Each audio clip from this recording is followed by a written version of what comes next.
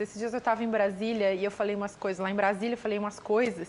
E veio uma garotada falar comigo assim, uma garotada de 18, 17 anos, dizendo assim, mas se você falar assim da política, a gente não vai querer fazer política. Claro. Daí a gente ficou discutindo a pequena política, a grande política, a verdadeira política, a falsa política. Por que é assim tão o inferno? Se tiver que resumir, né, porque podia falar em vários parágrafos, mas resumindo, não é porque os fins justificam os meios, é porque se perde totalmente a noção do fim, de qual é o fim. Interessante. De por que Só se tá interessa nisso. o meio, a pequena vitória, as pequenas batalhas Isso, mesquinhas. é a política como um fim em si mesmo. O fim, né, que é O bem a comum, sociedade, o bem comum, o interesse público, se perde de tal maneira que mesmo as pessoas que não estão lá mal intencionadas, sabe, que têm princípios, né, que você identifica e fala, nossa, que legal, eu também penso assim, mas Ficam no bolo, fica, né? fica tão fechado aquilo em si mesmo que as pessoas acabam se acostumando, sabe, com o jogo como jogo,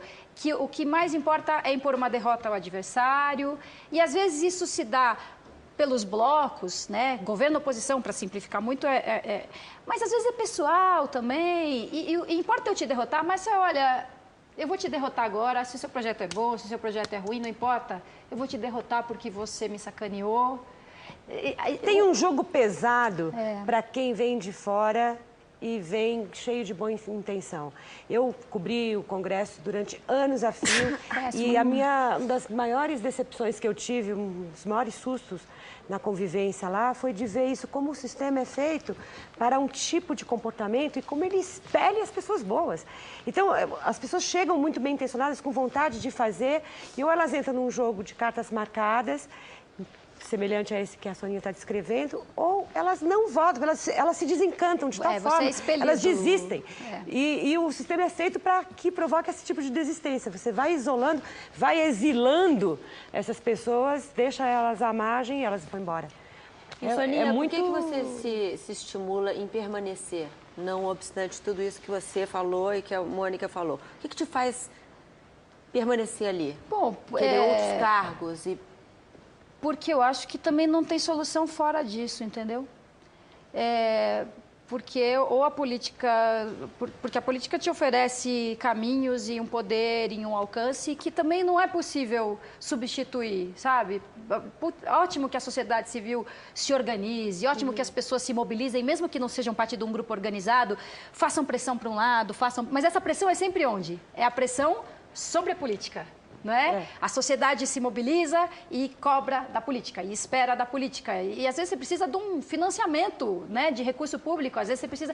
Então, alguém tem que entrar, não é? Assim, a sociedade pressiona a política, e se alguém que estiver lá não se sentir pressionado, não se importar com a pressão, o que adianta? Né? Se pressiona a almofada do sofá, ela não vira uma máfia nada. lá pairando, não uma instituição de interesse público. E aí é um outro caminho, assim. Então, no parlamento, eu já fiz essa imagem uma vez. É como se você enchesse o motor do carro, acelerasse ao fundo para tentar subir com o carro numa árvore.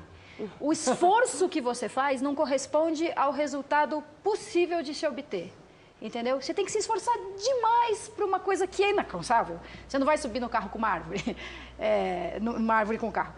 Então, aí o executivo te abre uma outra possibilidade, completamente diferente. Sem a ilusão de que achar, não, no executivo você faz e pronto. O executivo e o legislativo têm uma relação complicadíssima. Mas a mão está mais perto da massa do fazer ali, né? Muito mais. Assim, a possibilidade que você tem no executivo, a impossibilidade também é monstruosa, mas o universo de possibilidade já é maior do que para um parlamentar, entendeu? E tenta uma coisa, e tenta outra coisa, tenta outra coisa. Tomara que dê certo, Soninha. Você acha que então você teve mais ganhos do que perdas, assim, num balanço? Não, absolutamente. Não acho que eu tive mais ganhos eu estou dizendo assim, nas coisas que você idealiza e eu acho que você tem uma paixão também pela política, né? É legal descobrir, Beth, é que você às vezes prefere perder. Esse é o ponto. E não é fácil. Você não chega lá sabendo disso. Né? Você não sabe que você prefere perder, mas aí você descobre isso à medida que as coisas vão acontecendo, que é melhor perder, e aí aguenta. Aguenta a derrota, aqui, por entendeu? exemplo, Soninha. Mas o preço da vitória não te deixa dormir tranquilo.